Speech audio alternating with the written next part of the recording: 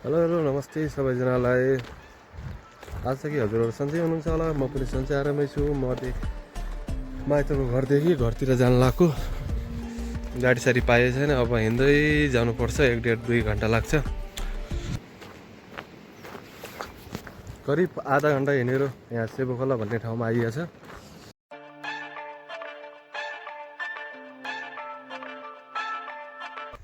आनन्दै हुन्छ, सुनसान एकदमै।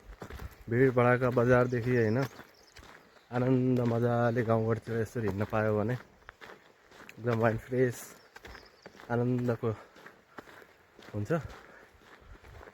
हिँडिरहेको छु, गाडी त आएको छैन। अब 1 घन्टा आधा घन्टा 1 घन्टा लाग्ला।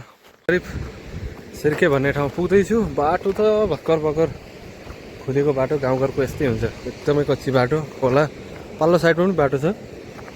म चाहिँ यो साइडबाट हिँड्दै गइरहेको छु। गाडी आएको छैन, खै टाइम कहिले हिँड्छ गाडी थाहै हुँदैन। अहिले सिर्के भन्ने ठाउँ पनि आइयो। करिब आधा घन्टा लगाएर त्यहाँ सेबोखोलादेखि चाहिँ आधा घन्टा हिँड्नुपर्छ। यो हाम्रो सिर्केको स्कुल, यहाँदेखि चाहिँ मेरो घर जान्छ ठ्याक्कै 1 घन्टा लाग्छ। छोरा आउँदैछ, बसिरहेको छु। अब छोरा आयो भने एकछिनमा जान्छु। कस्तो छ, एकदमै राम्रो छ है, सुन्दर छ ठाउँ। सुनसान आनन्द बस्ने चाहिँ गाउँघरतिरै राम्रो रमाइलो हुन्छ बजारहरू भन्दा। यतादेखि चाहिँ म आएको हो,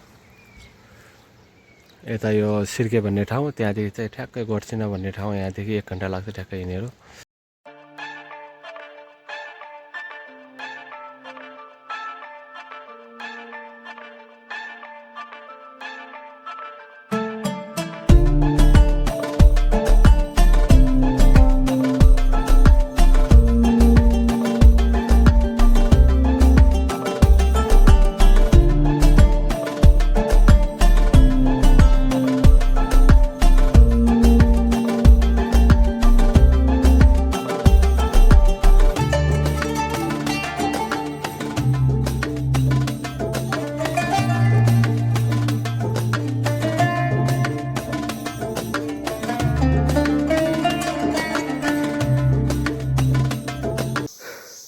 यो छोरो पनि मलाई हिँड्न आएको छ।